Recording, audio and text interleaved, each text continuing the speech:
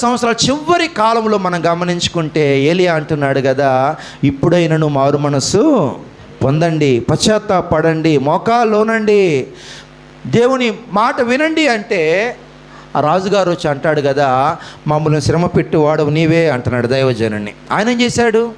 ఆయన మంచిగా చెప్పాడు, మాట వినండి, లోబడండి, మందిరానికి రండి, పశ్చాత్తాపడండి అంటే దైవజనుడిని రాజుగారు అంటున్నారు, నిజమేనయ్యా, మా పాపాలను బట్టే మనకు సామెత ఒకటి ఉంది, రాజు మంచోడైతే ప్రకృతి కూడా మాట వినిద్దంట, దేశం కూడా బాగుంటుందంట. రాజును బట్టి ప్రకృతి కూడా టైం ప్రకారం వర్షం, టైం ప్రకారం సమస్తము అనుగ్రహించిద్దంట. మరి ఈ మాట ఇప్పుడు ఆహాబుకు తెలీదా?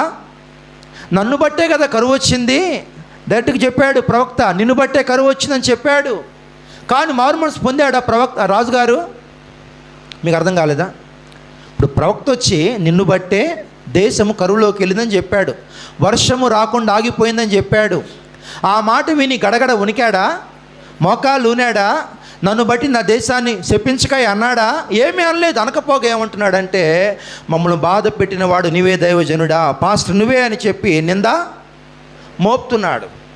అంటే మనుషులు ఎలా ఉన్నారు? నిందలు మోపేవాళ్ళుగా, వేలెత్తి చూపేవారిగా, మా శ్రమకు మీరే కారణం, క్రైస్తవులే కారణం మా శ్రమలకని చెప్పి క్రైస్తవాన్ని దూషించే వాళ్ళు లేరా ప్రపంచంలో? హిట్లర్ అన్నాడు కదా, మన జర్మనీ దేశం పాడైపోవడానికి, జర్మనీ దేశం పాడవడానికి, మన దేశం డెవలప్మెంట్ కాకపోవడానికి, ఇంకా చెప్పాలంటే మన దేశంలో నివసిస్తున్న యూదులే కారణం అన్నాడు. యూదులు అనగా ప్రార్థనా పరులు, భక్తి పరులు, పరిశుద్ధులు, వినయ విధేయతలు కలిగిన వాళ్ళు, దేవుడుగా కలిగిన జనాంగమై ఉన్నారు. ఆ మాట చెప్పి జర్మనీలో ఉన్న ప్రజలందరినీ కూడా హిట్లరు యూదుల మీదకి కత్తులిచ్చి, ఖడ్గాలిచ్చి, రివాల్వర్లు ఇచ్చి పంపించాడు.